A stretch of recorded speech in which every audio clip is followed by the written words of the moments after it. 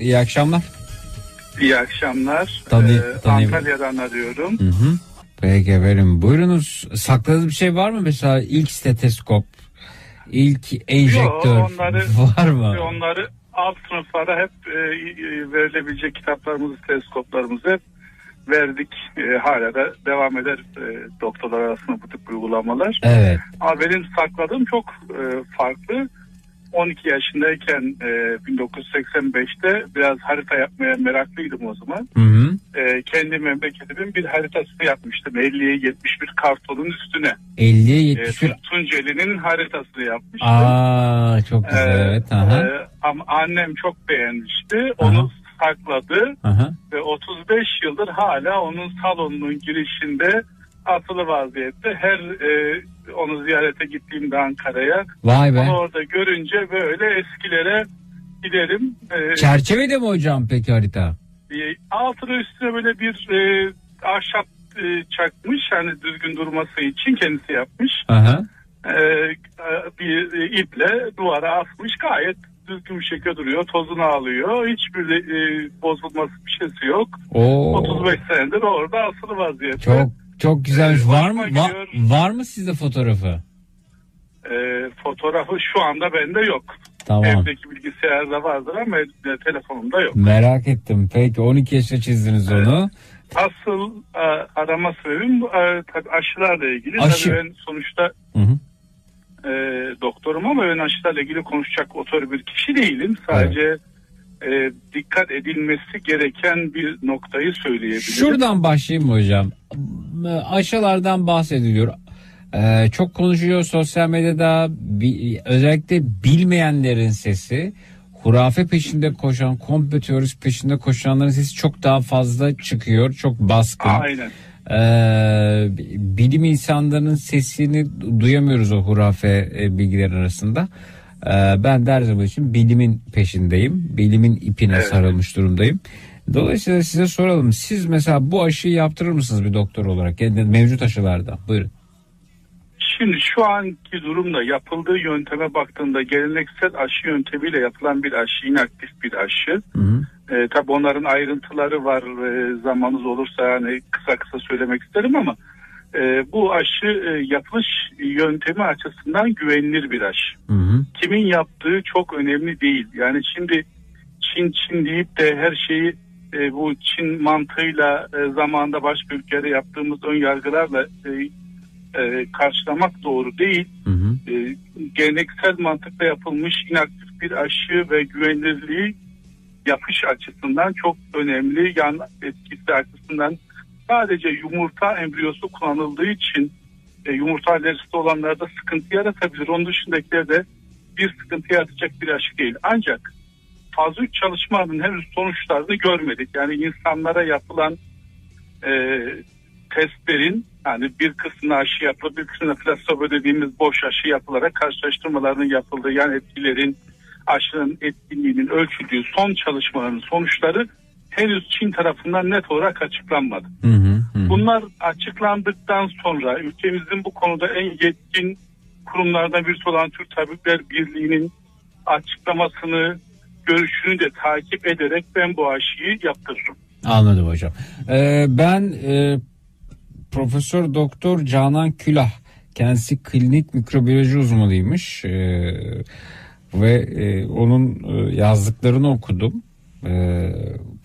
Şöyle söylüyor: antikorun ne kadar süreceğini henüz kimse bilmiyor. Öncelikle antikor nedir? Bunu bir anlatır mısınız hocam bize? Evet, buyurun.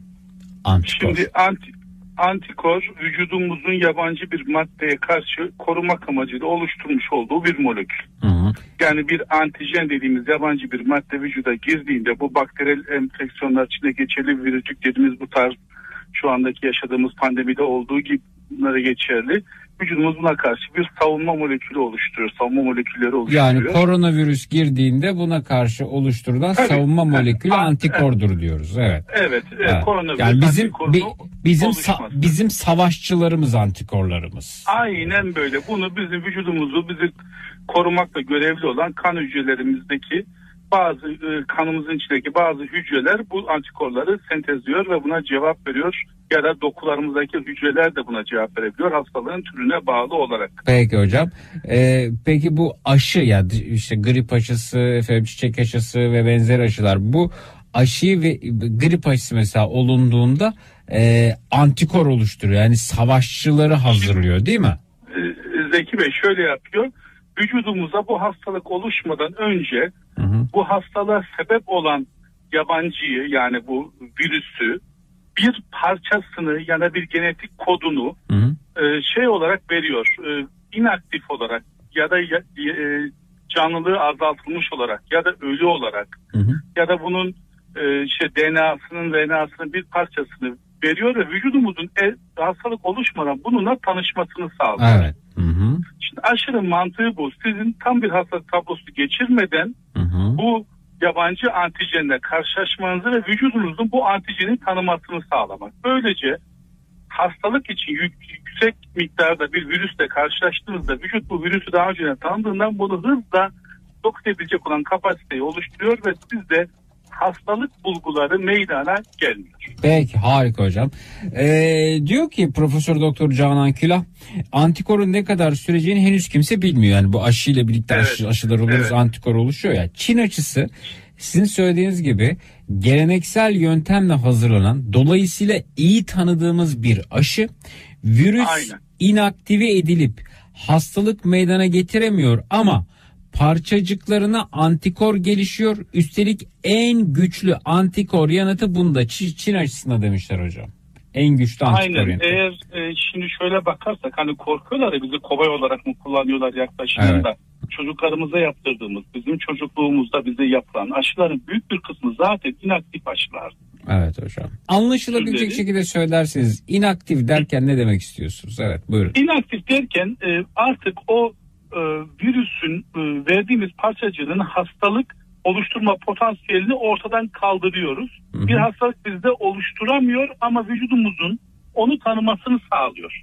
Canlı bir virüs ya da virüsün tamamını komple olarak vermiyoruz. Şimdi virüsler zaten tam olarak canlı değildir. Ancak bir dokunun içinde yaşayabilirler. Dokunun dışındayken biz onları canlı olarak kabul etmiyoruz. Evet. Tek kendi kendilerini üreyemiyorlar. Bakteriler gibi değiller. Evet hocam. Peki. Ama bir parçasını biz vücuda tanımasını sağlıyoruz. Bu arada birazdan Profesör Doktor Mustafa Can Kurtaran burada olacak. Kendisi bizi aramış ve Çin aşısı olmuş efendim birkaç gün önce. Bu konuyla ilgili deneyimlerini anlatacak bize. Selamlar buradan hocamıza. Gördüm şu anda aradığını ekranımızda. Rejiden bilgi verdiler. Arıyoruz hocam birazdan sizi. Şimdi ve diyor ki hocam, FDA tıp dünyasında çok tartışılan bir kurum artık. Fazlasıyla politize ve ticarileşmiş diyor. Ve bu onaylar aşıdan fazla zaman alıyor. Dünyanın zamanı yok. Zaman yok şu anda hocam. Pandemi ortamındayız. Zarar oranı şu anda düşünmemiz gerekiyor. Evet. Yani bizim bu aşıyı çok bekletmekle elde edeceğimiz fayda, yani etkilerini azaltmakla elde edeceğimiz fayda, aşıyı çok bekletirken meydana gelecek olan can ve diğer ekonomik kayıplar oranını düşündüğümüzde ne kadar bir fark oluşturuyor. Evet. Şu anda her gün binlerce insanı kaybediyoruz. Bir de bir şeye dokunmak istedim bu konuya. Mesela işte Rus aşısı olanlardan şu kadar kişi korona olmuş. Yok Çin aşısı olanlardan bu kadar olmuş. Bakın bunlar faz 3 çalışmaları.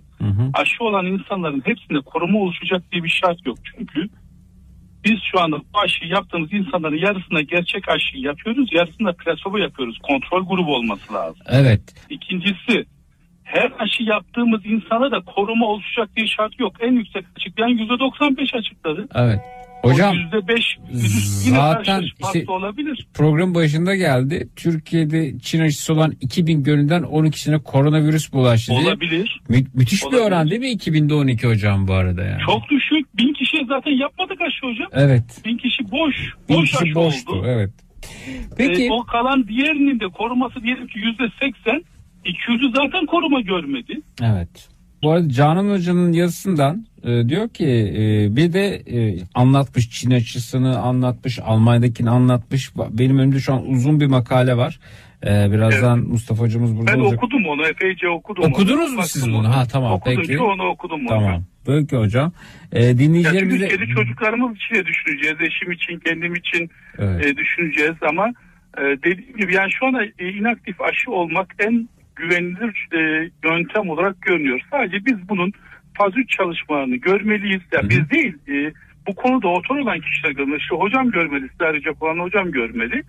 Onlar gördükten sonra Türk Tabipler Birliği gibi güvenilirliği olan bu konuda artık bir otörleri bir araya getirebilecek, bir aşı kurulu oluşturabilecek olan bir kurumunda görüşünü aldıktan sonra bu aşı Türkiye için uygundur dendikten sonra olmakta hiçbir sorun yaşamamalıyız. Çünkü biz aşı olmadığımızda biz taşıyıcı olarak aylarca bu virüsü taşıyabiliriz başka insanlara. Bunu da düşünmeliyiz. Yani her şeyi düşünüyoruz da vebali nedense düşünmüyoruz. Peki. Onu da düşünmemiz lazım. Peki efendim. Çok teşekkür ediyoruz. Sağ olun hocam. Görüşmek üzere. İyi akşamlar. İyi sağ olun. günler.